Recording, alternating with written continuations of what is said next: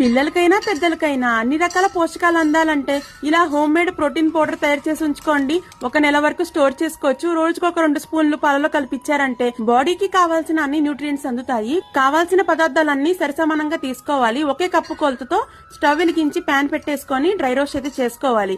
బాదం పప్పు, జీడిపప్పు, వాల్నట్స్, పిస్తా పప్పులు వేసి 2 నిమిషాల వరకు బాగా దోరగా వేయించేసుకొని ప్లేట్ లోకి తీసేసుకోండి. అదే ప్యాన్ లోకి సన్ఫ్లవర్ సీడ్స్, గుమ్మడి విత్తనాలు, పుచ్చ విత్తనాలు వేసేసి ఇవి కూడా దోరగా వేయించేసుకోవాలి.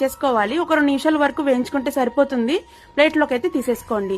ఇప్పుడు 1 కప్పు వరకు ఫూల్ మక్కన, అదేనంటే తామర గింజలు కూడా వేసేసి ఇవి కూడా దోరగా వేయించేసుకొని ఇవన్నీ బాగా చల్లారిన తర్వాత మిక్సీ పట్టించుకోవాలి. నేనైతే కొంచెం బరకగా గ్రైండ్ చేశాను, మీరు మెత్తగా గ్రైండ్ చేసుకోండి. ఇప్పుడు ఇందులోకి తీపి కోసం పట్టిక బెల్లం కూడా అదే కొలతతో వేసేసి మెత్తగా గ్రైండ్ చేసుకొని ఇందులోకి కలిపేసుకొని ఎయిర్ టైట్ కంటైనర్ లో 1 నెల వరకు స్టోర్ చేసుకోవచ్చు. రోజుకొక 2 స్పూన్లు తీసుకోవడం వల్ల హెయిర్ గ్రోత్ ఇంక్రీజ్ అవుతుంది, స్కిన్ టెక్స్చర్ మారుతుంది, అలాగే హెల్త్ కూడా చాలా మంచిదండోయ్.